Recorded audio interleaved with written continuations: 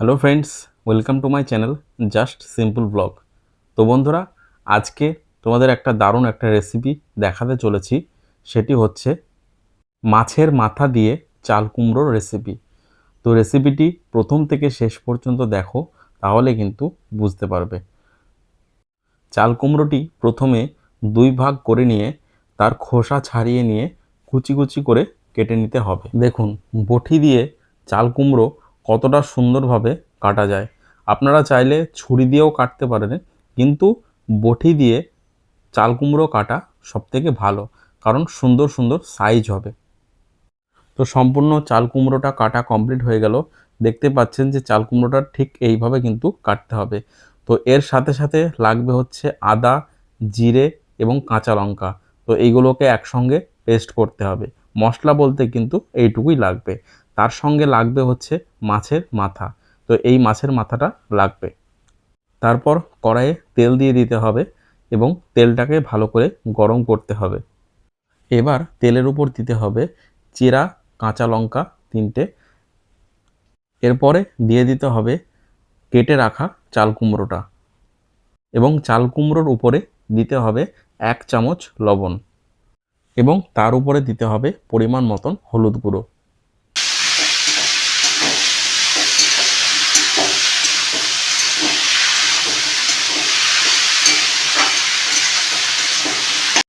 ব্যাস, একটু নেড়ে নিয়ে একটা থালা দিয়ে ঢেকে দিতে হবে কুমড়োটা সেদ্ধ হওয়ার জন্য।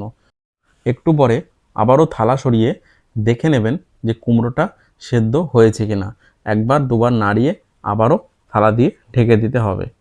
কুমড়োটা এদিকে সেদ্ধ হোক, ততক্ষণ মশলাটা বেটে নেওয়া যাক। তো মশলার সঙ্গে লাগছে হচ্ছে আদা, জিরে, এই দুটো লাগবে। তার সঙ্গে কাঁচা লঙ্কা দিতেও পারেন। আমি কাঁচা লঙ্কা তেলের উপরে দিয়েছিলাম চেরাই করে, সেটা দেখতে পেয়েছেন। তো এখানে আদা এবং জিরে এই দুটোকে ভালো করে হামানদিস্তায় হোক কিংবা শিলনোড়াতে কিংবা মিক্সচার মেশিনে আপনারা বেটে নিতে পারেন। দেখতেই পাচ্ছেন চাল কুমড়োটা কতটা সুন্দর সেদ্ধ হয়ে গেছে। চাল কুমড়ো সেদ্ধ হয়ে গেলে অন্য একটি পাত্রে নামিয়ে রাখতে হবে এবং পুনরায় আবার কড়াইয়ে তেল দিয়ে নিতে হবে এবং তেলটাকে ভালো করে গরম করতে হবে। এবার এই তেলে হবে মাছের মাথা ভাজা। তো যে মাথাটা দেখিয়েছিলাম সেই মাথাটা ভালো করে ভেজে নিতে হবে।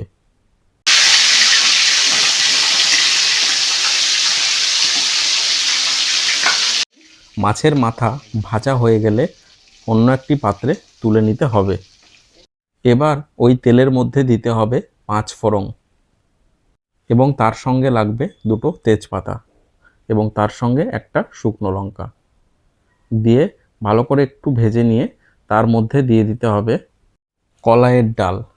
কলাইয়ের ডালটা কিন্তু দিলে তরকারির টেস্টটা কিন্তু অন্যরকম হয়ে যায়। কলাইয়ের ডালটা ভাজা ভাজা হয়ে আসলে যে মশলাটা বাটা হয়েছিল সেই মশলাটা দিয়ে দিতে হবে, দিয়ে ভালো করে মশলাটা ভাজতে হবে।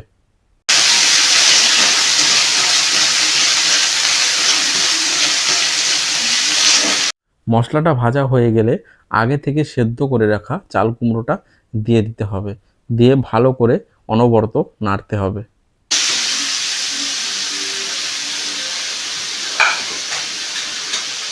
এবার মাঝপথে দিয়ে দিতে হবে যে মাছের মাথাটা ভেজে রাখা ছিল, সেটা হালকা একটু ভেঙে নিয়ে দেবেন। গোটা গোটা দিলে টেস্ট কিন্তু হবে না, হালকা একটু ভেঙে নেবেন, তাহলে কিন্তু তরকারির টেস্ট অনেকটাই বেড়ে যাবে। এবার একটু দিতে হবে ময়দা। ময়দাটা দেওয়ার কারণ হচ্ছে তরকারিটা জমাট বাঁধানোর জন্য। ময়দাটা না দিলে তরকারিটা হালকা জল জল হয়ে থাকবে। এই ময়দাটা দিলে তরকারিটা কতটা সুন্দর মাখো মাখো হয় আপনারা শুধু দেখুন। ব্যাস, কমপ্লিট হয়ে গেল আজকের মাছের মাথা দিয়ে চাল কুমড়োর রেসিপি।